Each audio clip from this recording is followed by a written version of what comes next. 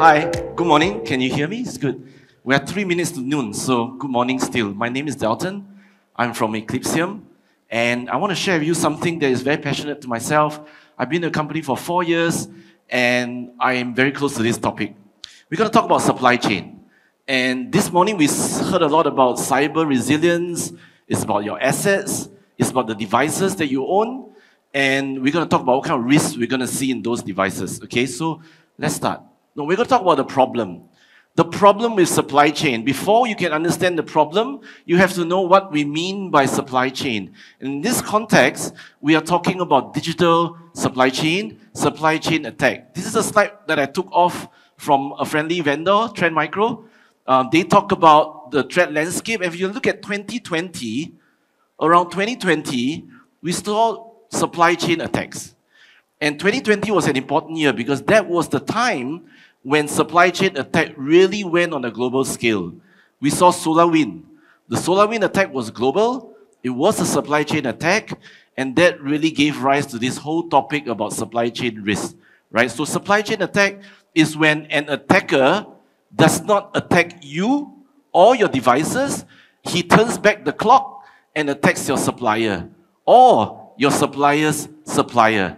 And because you take over or you bought that equipment, you now inherit that risk from way up the supply chain, right? So this is what we call supply chain attack. And when we look at our digital supply chain, in every organization, there's actually your supply chain, your digital stack. And we define that as 3 buckets. Okay, on the right side is really all your open source software, all the software that you consume from the open source stack. For example, your developers are developing apps and they use open source stack like Pythons, Kubernetes, open source. What is that Log4j in there, right? So this is your open source software.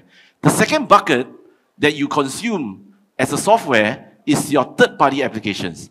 The Zoom that you use, the Microsoft Teams, the Outlook, the Office application that you use. How do you know that they are secure? How do you know that the code that you inherit from the supplier, in this case, vendors who produce that software, is secure? And then you see the third bucket on the extreme left. This is software that comes embedded in the hardware that you purchase. How many of you can look at your laptop now and really know what is inside the laptop? When I mean inside, I mean what is on that motherboard. What is in that Intel CPU chip or the AMD chip? What is on the RAM? What is in the hard disk? What's the firmware that gets loaded before your operating system even gets loaded? What is there? So there's now a lot of questions about what is inside and what am I consuming.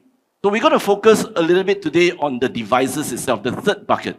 Because we all know, everyone is very focused on protecting application and open source. There's a lot of tools today on the floor that's talking about that. But what tools do you have to secure your devices, the hardware itself that you've been using for many, many years, right? So this is what we're going to concentrate on today.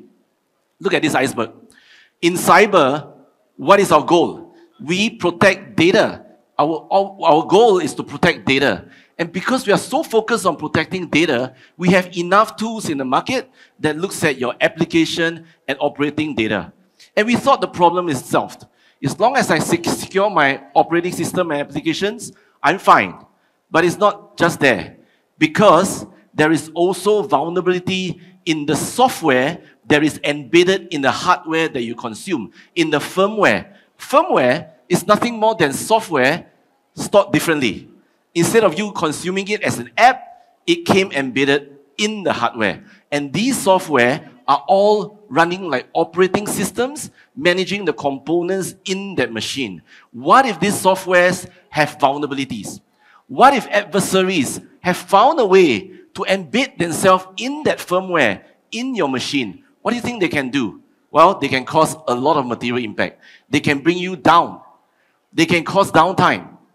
They can have privilege escalated to be administrative privileges, which you don't know. They can. And the worst thing is, they can cause material impact. What is material impact? When there's real damage to human lives. We have seen that in the Ukraine conflict. We have seen infrastructure being brought down by the enemies. And most recently, we've also seen pages exploding, haven't we? right? There've been a case where there were 5,000 pages. They were exploited at the hardware level, and then it cost human lives. So this is something that we feel the adversaries are starting to move, and we have to get ahead of it. Now, one of the misconceptions I see a lot of people think is, hey, if it's just firmware, isn't that just the BIOS? Now, I know I have BIOS, I run the BIOS on the motherboard. Isn't it just that? No, it's not, right? Within a machine, in a standard motherboard like this from Supermicro, there are multiple components that make that machine. A PC manufacturer, a global PC manufacturer, they are basically aggregators of technology. They don't make the chip, they don't make the motherboard. They aggregate everything, they put it together, and they sell it to you.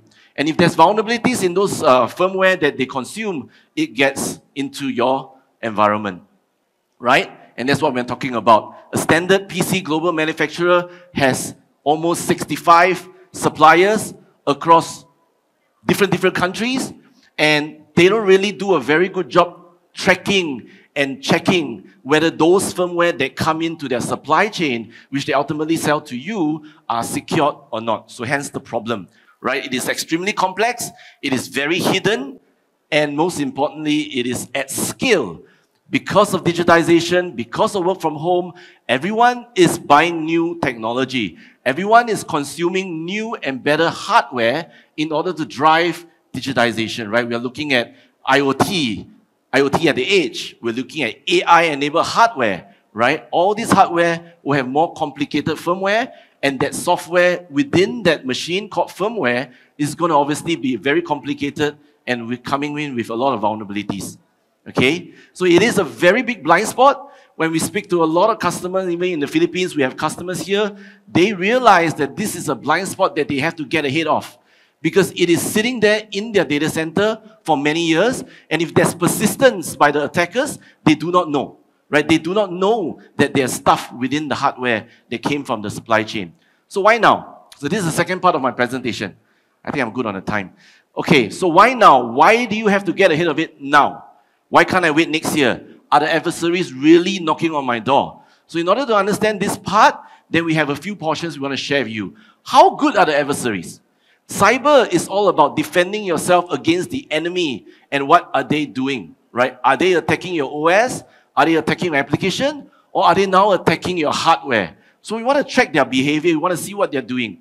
This is the timeline of the attacks for the past 10 years, right? From about 2011 to 2022, we see about 1 or 2 zero-day attacks in the wild. About 1 or 2 a year. And it's okay, because most of these were nation states. We've been tracking them, and only nation states are using it to spy, to attack each other, spying, and all kinds of espionage. But after 2022, important year. 2022 was an important year. It was a turning point, because that was the Ukraine conflict. When the Ukraine conflict happened, the US government realized and saw a lot of cyber tactics that the enemy was using was going after infrastructure. Before the attackers went into Ukraine, satellite systems was down, critical infrastructure was down, power was down, telecommunications was down. They brought down firewalls, they brought down machines in order to come in. And then they realized that they were going after vulnerabilities in those firmware that the defenders were using, and implanting themselves inside, waiting for the right time to bring you down. And since 2022 till now, if you look at the second, third, and last column, all those attacks are on infrastructure.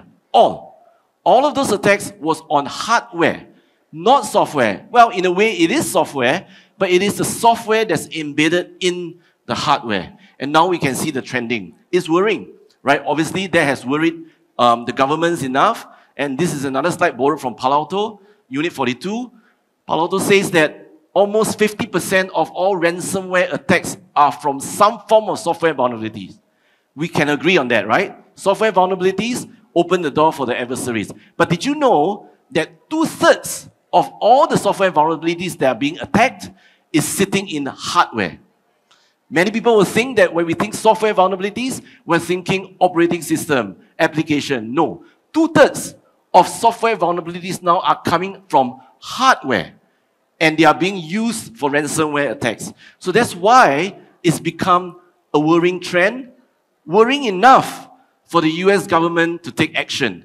Now, we spoke about why now, because the adversaries are coming. The second reason for why now is because legislations are coming. I had the privilege of meeting your administration in the Philippines, in Singapore, in Japan, Korea, in Australia. Every government that I speak to is worried about this problem. And they're going to have a series of registrations to come in. Some of them may apply to you, some of these may not. They talk about ICT products in federal agencies. They talk about these ICT products need to be secured. You need to know what is in the machine. FBI, NSA from the US, they're urging CIOs to prioritize protecting their firmware in the machine. Because if you don't protect that, you're giving the adversaries a direct passport into your environment, right? Government sounding the alarm. They call out firmware as a large and ever-expanding attack surface and overlooked. Nobody is looking at this. Everybody assumes that the hardware that we buy is always good. This root of trust that we have is pretty much fragile now, right? Because of this risk. So a lot of regulations here. I won't run through them, but this is the one that's interesting. US White House, March 1st, 2023, the US White House announced the National Cybersecurity Strategy. And one of the top priority was to have system transparency. And when they say system transparency, they mean transparency in the hardware, not just in your software and in your application. So, more government standards coming up. This is from NIST. Those of you who are in risk assessment, you probably know about the NIST Risk Management Framework, RMF. In the latest revision 5, there's now 10 times more controls on firmware. Never used to be a story. Nobody used to care. Now there are more than 10 times controls to managing firmware. And if you are looking at cybersecurity framework, CSF 2.0, there is now a 6th function. Everybody knows cyber. It's all about identify, protect, detect, respond, recover. 5 functions. Now in the 2.0, there's a 6th function called governance. And in governance, every one of those controls relate to SCRM. Remember this acronym, SCRM. Cybersecurity Supply Chain Risk Management. You have to manage the risk of your supply chain. You have to know what you are consuming in order to achieve what we call zero trust. You cannot build digitization if your fundamental underlying foundation infra is fragile, right? So you got to start from the bottom, and we are sitting in the second pillar there under devices. So just a few minutes, I want to conclude. It sounds like a tough problem. It sounds very complex. It's difficult to get ahead of. So that was how Eclypsium was founded. My founders were researchers in hardware for many years in a company called Intel. They were from Intel, and they were activated about 7 years ago when Intel was exploited on something called the Spectre and Meltdown. Some of you may remember this exploit called Spectre and Meltdown. It was a global ransomware campaign called WannaCry. They went after all the hardware. And my founders was there. They were solving that problem, and then they decided that it was a problem bigger than the Intel chip, right? It's a problem that they want to get ahead of. So we have a sensor technology that leverages AI. It has a database of almost 20 million firmware, 20 million firmware across almost 100,000 semiconductor components. We keep that database. We check your hardware through a sensor technology to make sure that as you use that hardware through the course of your operations, the integrity of their hardware is not changed. If someone so much so were to sell you an equipment, we can scan that equipment to make sure that it's legit. Like from the source of the factory all the way down to your data center, we can make sure that nothing along the line was changed. When you're using that technology for maybe 5, 6, 7 years, people are patching it, working on it. We also check the integrity of that system, right? So that basically allows us to monitor this device. It could be a laptop, it could be a server, it could be a network equipment, firewall, IoT, OT, doesn't matter, right? To us, it's just a device that runs firmware, and we want to secure that. So I'm trying to help the organizers save time. So I think I'm good on time. I'm going to end my presentation here. We are displaying our solution across here on the right side, on my right. Visit us. I'm happy to have a conversation with you. Thank you.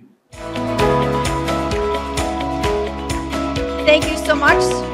Mr. Dalton Tan. Okay, so we're being attacked now. Getting more and more complicated. Not only, as Dalton said, is it in the software, but the hardware as well. They are sneaky. They find ways to attack. So we need to protect ourselves, secure our devices. Who would have thought that is something that we need to do? Okay, so, he mentioned something about the turning point, which happened in 2022, where they were going after the vulnerability in firmware and attacks on hardware infrastructure. 2/3, oh my gosh, 2/3 of vulnerabilities were in the hardware, okay? So, it's definitely something that is overlooked. So we need to know what is actually in our device, what is in our machine. Okay, we're going to put up on screen now a bit of his takeaways. So it's something that you can, write, take a screenshot of. We need to secure our underlying foundation. There you go. Your hardware, softwares are under attack. Hidden risks are in the infrastructure. So protect your firmware. Validate your suppliers. Policies from government is in progress. Okay, firmware. That's the big takeaway. Firmware is the largest blind spot.